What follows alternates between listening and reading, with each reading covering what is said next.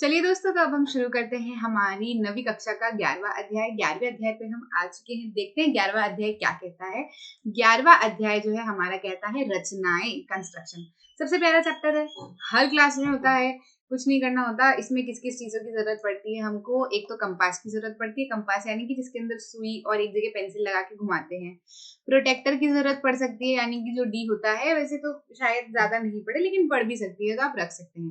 Pencil, scale, eraser, sharpener. अब ये तो मैं क्या ही बताऊं। तो इन चीजों की कुछ टूल्स की जरूरत पड़ती है हमको कंस्ट्रक्शन वाले चैप्टर में। बाकी सारे चैप्टर तो हमारे पेन से ही काम हो जाते हैं, काटा पीटी करके हम कर लेते हैं। ठीक है, तो कोशिश करना कि ये जो मैंने सामान बताया है, ये जब आप पढ़ रहे हैं अपने साथ में लेके रखें कॉपी के साथ साथ। That will be more helpful for you. ठीक है, नहीं तो ऐसा है कि चैप्टर स्टार्ट हो जाता है, फिर आप ढूंढने बैठे हैं इधर, ये कहाँ है, वो कहाँ है, वो कहाँ है।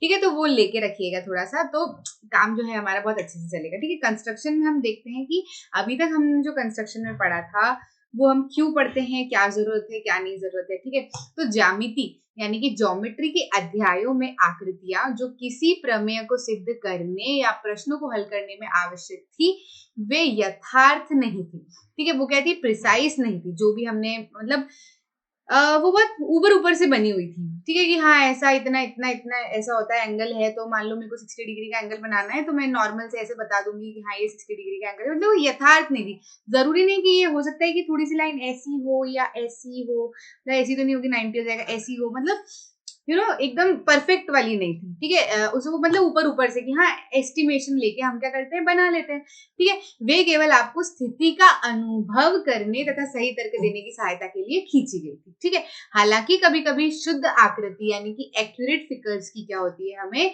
आवश्यकता होती है। मतलब बराबर मापों वाले फिगर्स की हमको आवश्यकता होती है। यदि हमको किसी की प्रॉपर हाइट निकालनी है, प्रॉपर चीजें समझनी है, तो उसके लिए हमको जो एंगल है वो हम मन से एस्टिमेट लगा के नहीं बना सकते। उसके लिए हमको क्या करने पड़ेंगे, प्रॉपर एंगल जो सही है वही बनाने पड़ेंगे। तो इसीलिए हमको किसकी जरूरत पड़ती है, कंस्ट्रक्शन की, यानी कि रचनाओं की जरूरत पड़ती है। उदाहरण के लिए देखा जाए तो किसी बनने वाले भवन का मानचित्र यदि हमें बनाना है, यानी कि मैप बनाना है, अगर मान लो घर ही बनाना है आपको, उसका मैप बनाना है। ठीक है, तो औजारों और मशीनों के विभिन्न भागों का डिजाइन बनाना या फिर सड़क का मानचित्र बनाना, इन सारी चीजों में हमको किसकी जरूरत लगती है, कंस्ट्रक्शन की जरूरत लगती है। मान लीजिए कि मैंने एस्टिमेट करके ही कोण ले लिए, एस्टिमेट करके ही लेंथ ले ली, पता चला कि वो मैप में कुछ और दिख रहा है, असली बन रहा है तो कुछ और बन रहा है, और फिर दिक्कतें खड़ी हो रही है उसमें। ठीक है, इसलिए मैप जो बनता है ना, कभी भी आप आपके घर का देखिएगा तो उनको बराबर डायमेंशंस के साथ में बनाया जाता है। कभी भी उनको इमेजिन करके एस्टिमेट लगा के नहीं बनाया जाता है, तभी पूरा मैप एक जैसा दिखता है और सेम टू सेम बिल्डिंग जो है वो हमारी बन के आती है, तभी आती है, रचनाओं की मदद से आती है। ठीक है, आ रही बात समझ में? तो ये हमने समझ लिया कि चैप्टर हमें क्यों पढ़ना है। ये तो हमारा स्टडी रूम का की पॉइंट है कि कोई भी चैप्टर पढ़ने से पहले उसकी आवश्यकता जानना बहुत जरूरी है। समझ लिया। अब देखो उपकरण कौन कौन से हमें लगेंगे, इसके बारे में और हम बात कर लेते हैं। आपके पास ज्योमेट्री बॉक्स अवश्य होगा। ठीक है, ज्योमेट्री बॉक्स नहीं भी हो, मैं तो नहीं रखती थी। मेरा काम तो मांग मांग के ही होता था, ऐसे कि इधर से एक सीरियल। लेकिन आप ऐसे मत करना, आपको बिल्कुल ऐसे नहीं करना है। व्यवस्थित ज्योमेट्री बॉक्स लेके बैठिएगा अच्छे से, और फिर अपनी ही इंस्ट्रूमेंट से करिएगा, क्योंकि एक पॉइंट ऐसा आता है मांगने में, फिर से यार ये भी नहीं मेरे पास, लूं क्या? तो मैं तो भूल जाती थी इस वजह से, बाकी और कोई कारण नहीं। तो मैं भूल जाती थी, मुझसे ज्यादा सामान अपने पास में रखवाते नहीं बनते थे। लेकिन आपको रखना चाहिए। ठीक है, वो तो मेरी तो गलती थी, आपको रखना चाहिए। ठीक है, तो आप क्या करना, ज्योमेट्री बॉक्स आपके पास में है तो उसको आप रखिएगा। आपको क्या करनी है, रूलर रखनी है, एक अशांकित पटरी। ठीक है, जिसके एक और सेंटीमीटर तथा मिलीमीटर चिन्हित हो, वही जो सिंपल अपनी वो व्हाइट कलर की स्केल आती है वो। ठीक है, उसी को डिस्क्रिप्शन में इन्होंने दे रखा है। कभी पता चला था आपको कि इस तरीके की होती है वो? व्हाइट कलर की स्केल रख लेना। ठीक है, सेंट स्क्वायर का एक युग्म जिसमें एक कोण 90 डिग्री 60 डिग्री, वो आते ही है ना टेढ़े मेढ़े कोण वाले। मतलब कोई सा ऐसा बना हुआ रहता है उसके अंदर, है ना, और कोई सा ऐसा बना हुआ रहता है, तो ये क्या होते हैं, ये सेंट स्क्वायर होते हैं। ये तो ज्योमेट्री बॉक्स में रहते ही हैं।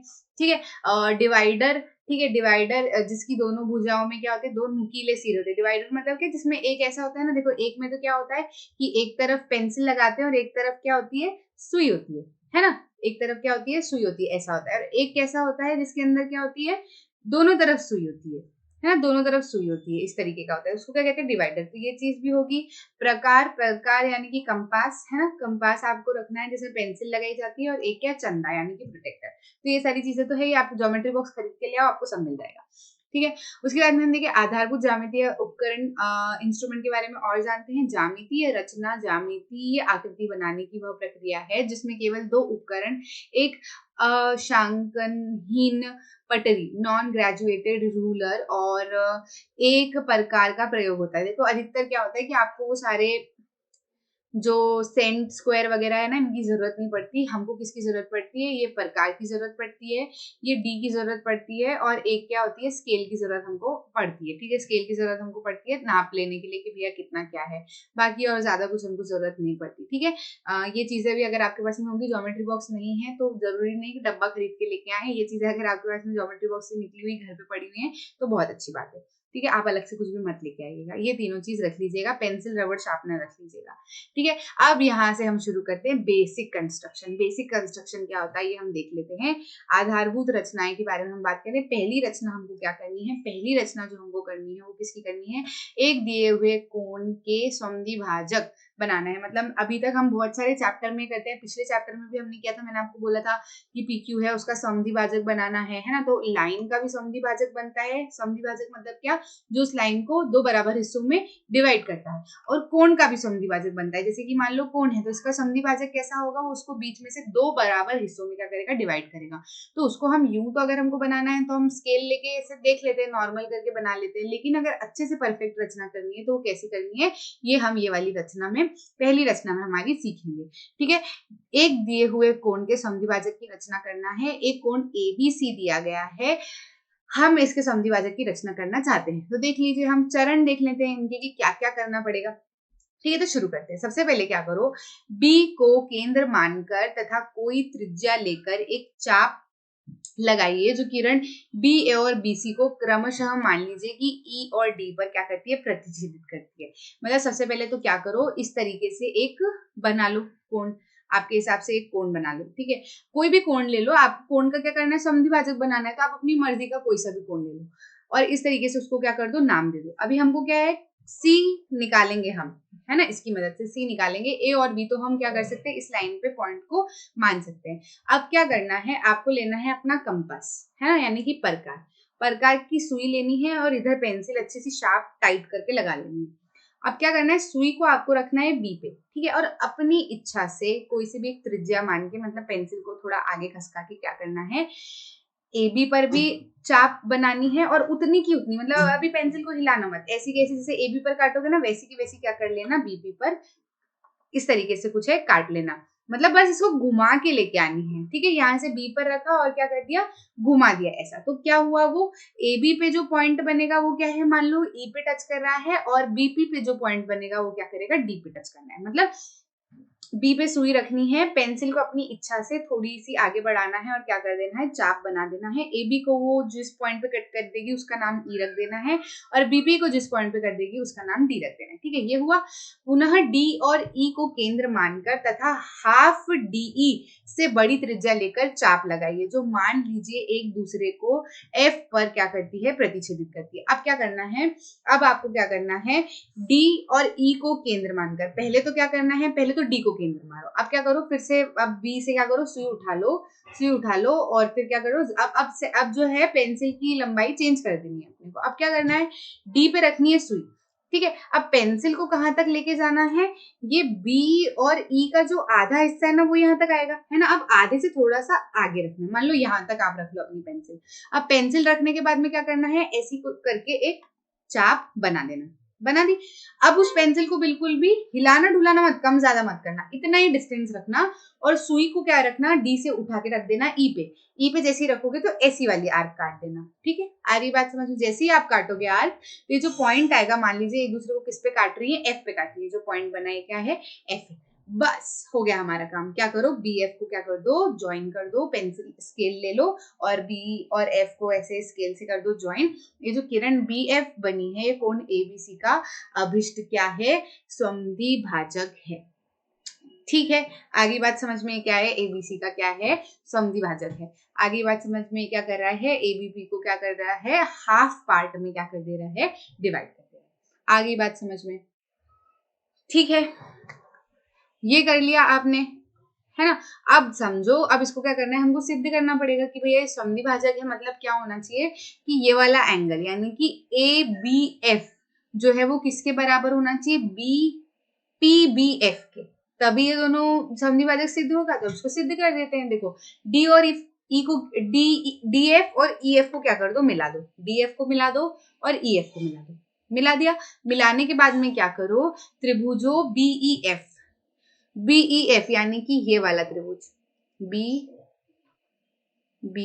ये वाला त्रिभुज और ये वाला जो त्रिभुज है BDF, इसको क्या करेंगे, हम दोनों को क्या कर देते हैं, सर्वांग सम सिद्ध कर देते हैं। सर्वांग सम सिद्ध हो जाएंगे तो ये वाला एंगल जो है ये वाला एंगल के क्या आ जाएगा, बराबर आ जाएगा।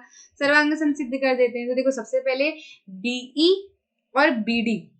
BE और BD तो बराबर है ना। हमने ऐसे ही तो चाप काटी थी भैया, त्रिज्या मान की हमने चाप काटी थी, तो ये वाला डिस्टेंस और ये वाला डिस्टेंस तो बराबर था, एक ही चाप की त्रिज्याएं हैं, ठीक है। और EF और DF क्या है, EF और DF ये क्या है, एक ही चाप, यहाँ से भी इन दोनों की दूरी है ना, समान त्रिज्या वाले चाप हैं ये भी, ठीक है, तो ये भी बराबर है। और BF क्या है, कॉमन है, ठीक है। जैसे ये कॉमन हुए तो BEF किसके सर्वांगसम हो गया, BDF के सर्वांगसम हो गया, किससे, SSS नियम से, बस हो गया।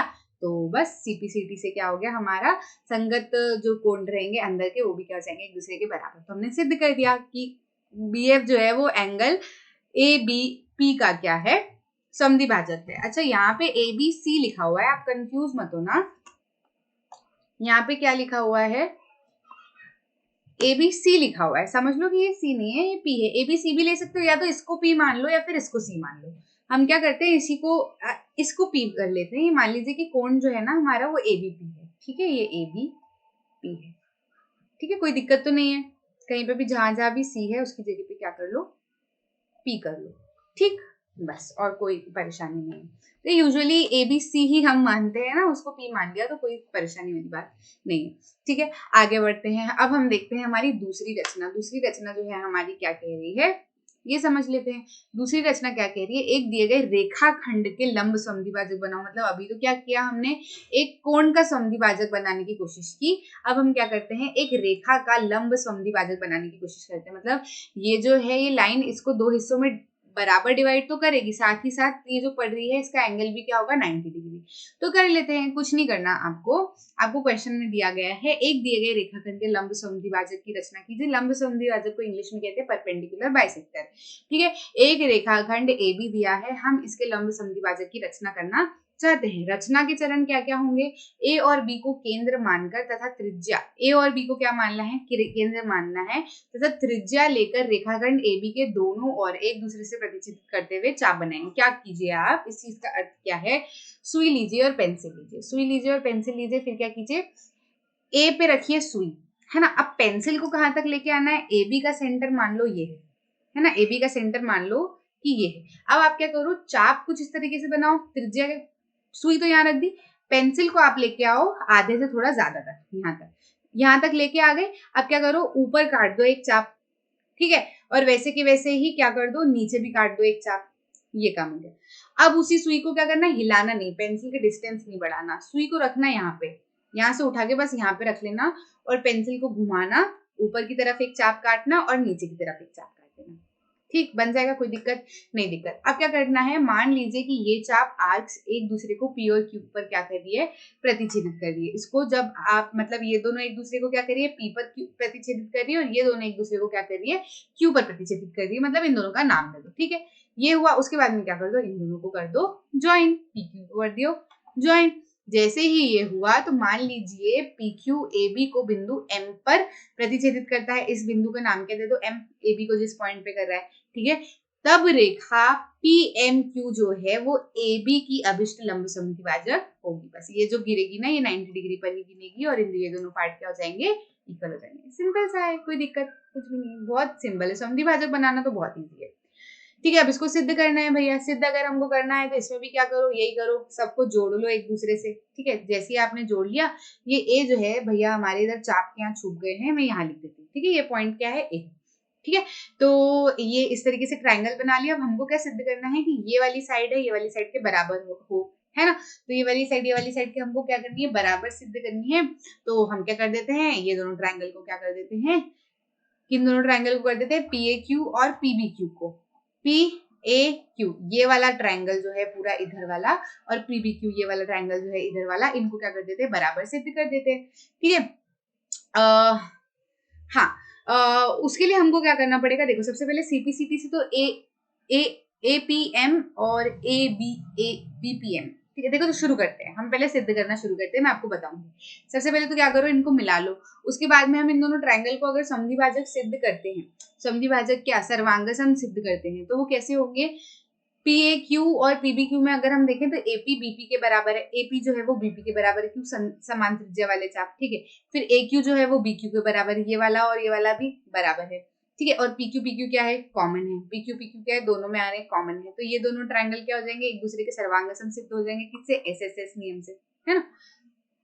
उससे हम क्या क्या निष्कर्ष निकालेंगे, एक तो हम निष्कर्ष निकालेंगे एंगल APM जो है वो किसके बराबर होगा, एंगल BPM के। APM जो है ये वाला एंगल किसके बराबर होगा, ये वाले एंगल से। अब मैडम आपने ये दोनों एंगल क्यों बराबर बताए, तो इसका कारण है, सबसे पहले तो उसको रख लो, एंगल APM को BPM के क्या रख लो, बराबर। अब एक और चीज करो, अब त्रिभुज PMA और PMB में लेते हैं, PMA और PM, अब इन दोनों त्रिभुज को हम सर्वांग सम सिद्ध करते हैं, ठीक है। इन दोनों त्रिभुज को हम सर्वांग सम सिद्ध करते हैं, तो ये कैसे सिद्ध करेंगे, AP जो है वो BP के बराबर है, PM कॉमन है, और एंगल, ये वाले एंगल को हमने क्यों सिद्ध किया, क्योंकि हमको क्या करना था, हमको इन दोनों ट्रायंगल को सर्वांग सम सिद्ध करना था। इन दोनों ट्रायंगल को अगर हमें सर्वांग सम सिद्ध करना था तो हमको एक एंगल की कमी पड़ रही थी, तो हमने क्या किया, पहले ये इसको और इसको सर्वांग सम सिद्ध कर दो, उससे निष्कर्ष निकाल दो कि ये वाला एंगल के बराबर है। फिर उस जो निष्कर्ष रहेगा उसको हम इन दोनों ट्रायंगल को जब सर्वांग सम सिद्ध करेंगे तो यूज कर लेंगे, वही हमने यहाँ पे किया, ठीक है, ऊपर सिद्ध किया जा चुका है। तो जैसे ये होगा वैसे ही PMA जो है वो PMB के बराबर हो जाएगा, PMA जो है वो PMB के क्या हो जाएगा, सर्वांग सम होगा। जैसे ये हुआ तो AM किसके बराबर हो जाएगा, AM किसके बराबर हो जाएगा, BM के बराबर हो जाएगा, और एंगल PMA ये वाला एंगल भी क्या हो जाएगा, ये वाले एंगल के बराबर हो जाएगा, और बराबर हुआ तो फिर 90 डिग्री होना ही है। आगे बात समझ, 90 डिग्री कैसे होगा ये मैं बता ही देती हूँ आपको, क्यों होगा भैया 90 डिग्री। अब ये वाला एंगल जो है ये वाले एंगल के बराबर सिद्ध कर दिया हमने। अब हम जानते हैं कि ये क्या है, एक लाइन है, तो angle PMA plus angle PMB कितना होना चाहिए, बताओ। जब ये लाइन है और ये वाला एंगल कुछ इस तरीके से दिख रहा है तो कितना होना चाहिए, 180 डिग्री के बराबर। अब हम तो कह रहे हैं कि PMA और PMB बराबर है, तो ठीक है, PMA तो PMA लिख दो, और PMB की जगह पे PMA लिख सकते हैं, कोई बुराई है क्या, नहीं है बुराई, 180 हो जाएगा। तो 2 एंगल PMA कितना हो जाएगा, 2 एंगल PMA कितना हो जाएगा, 180 डिग्री। एंगल PMA की अगर हम वैल्यू निकालना चाहे तो कितनी हो जाएगी, 180 डिग्री बाई 2, यानी कि क्या, 90 डिग्री। तो एंगल PMA 90 डिग्री आया, एंगल PMA 90 डिग्री आया, और PMA एंगल किसके बराबर है, PMB के एंगल बराबर है, तो ये भी क्या हो जाएगा, 90 डिग्री। आगे बात समझ में। लंब समद्विभाजक का मतलब क्या होता है, किसी भी लाइन पे यदि कोई पढ़ रहा है तो वो क्या करेगा, दोनों को बाइसेक्ट भी करेगा, यानी बराबर हिस्सों में भी बांटेगा, और जो गिरेगा वो जहां पे गिरेगा वो एंगल भी क्या बनेगा, 90 डिग्री। तो हमने दोनों सिद्ध कर दिया ना, कोई परेशानी आई नहीं आई, बस हो गया सिद्ध। आगे बढ़ते हैं, हमारी तीसरी रचना की बात करते हैं। तीसरी रचना क्या कह रही है, एक दी गई किरण के प्रारंभिक बिंदु पर 60 डिग्री के कोण की रचना करो। 60 डिग्री का कोण बनाना, मैंने आपको बताया था ना हम सीखेंगे 60 डिग्री का कोण बनाना, तो देखते हैं 60 डिग्री का कोण कैसे बनाते हैं। आइए हम प्रारंभिक बिंदु A वाली किरण AB ले, हम एक किरण AC की रचना करना चाहते हैं जिससे कि CAB क्या हो जाएगा, ठीक है। प्रारंभिक बिंदु के लिए तो हमने AB ले ली, अब हम क्या करना चाहते हैं, AC मतलब यहाँ से कोई सा पॉइंट C यहाँ कहीं पे भी बनाना चाहते हैं, जिससे कि क्या हो, AC जो बने वो कितना बने, AC जो है वो एंगल CAB कितना बनाए, 60 डिग्री का बनाए, ठीक है। ये हम करना चाहते हैं, तो हम देख लेते हैं कैसे होगा। सबसे पहले रचना के चरण में हमको क्या करना है, AB को केंद्र मानकर और कोई त्रिज्या लेकर एक वृत्त की चाप खींचिए जो AB को मान लीजिए एक बिंदु D पर क्या कर रही है, प्रतिच्छेदित कर रही है। तो आपको ये करना है, क्या करना है, आपको A पर सुई रखनी है और अपनी इच्छा से, मान लीजिए जैसे जितनी इसमें दिख रही है उतनी कर लीजिए, या फिर अपनी इच्छा से पेंसिल को थोड़ा सा आगे बढ़ाइए, है ना। सुई को A पे रखना है, पेंसिल को थोड़ा सा आगे बढ़ाना है, और क्या कर देना है, एक चाप खींच देनी है। अब वो चाप क्या करेगी, AB को किस पॉइंट पे कट करेगी, D, है ना, जो जिस पॉइंट पे कट करी है उसका नाम आप दे दो D। उसके बाद में क्या करना है, D को केंद्र मानकर उसी त्रिज्या जो पहले ली गई थी, ठीक है। अभी क्या करना है, A पे जब आपने सुई रखी थी और D काटा था, तो जितनी त्रिज्या ली थी उतनी ही रखना, पेंसिल को हिलने डुलने मत देना, कुछ भी मत करना, बस A से सुई उठाकर ले आना D पे। सुई को उठानी है, ए से उठाकर क्या करना है, डी पे ले आना है, डी पे लेके क्या कर देना है, ऊपर की तरफ एक चाप काट देनी है। ठीक है, तो जैसे आप चाप काटोगे तो इस तरीके से एक चाप कट जाएगी। से चाप खींचिए जो चरण में खींचे गए चाप को बिंदु ई पर प्रतिच्छेदित करता है। ठीक है, तो क्या हो जाएगा, जो पॉइंट आएगा ये वाली चाप और ये वाली चाप जहां पे एक दूसरे को काट रही है उसको नाम हम दे देंगे ई। इसके बाद में आपको क्या करना है, ई से जाने वाली किरण ए से खींच दो, मतलब ए पे रखो, स्केल रखो कुछ इस तरीके से कि वो ए, क्या जब पेंसिल से ड्रॉ करो तो वो ए से शुरू हो और ई से होते हुए जाए।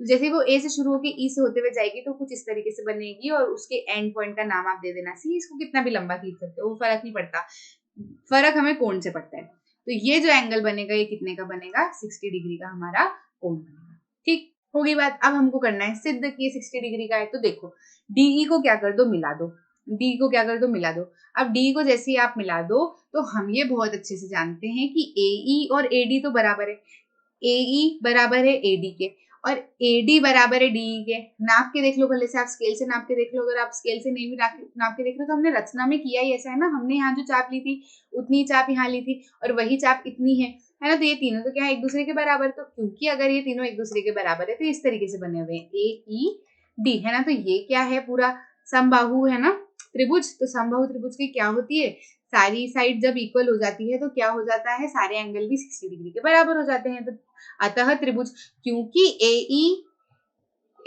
एडी और डीई क्या है, एक दूसरे के बराबर है रचना के थ्रू, तो ईएडी का एक क्या है, समबाहु त्रिभुज है और एंगल ईएडी जो सीएबी के बराबर है, जिसका मान कितना निकल के आ जाएगा 60 डिग्री। ये वाला एंगल कितना हो जाएगा हमारा 60 डिग्री। आ गई बात समझ में।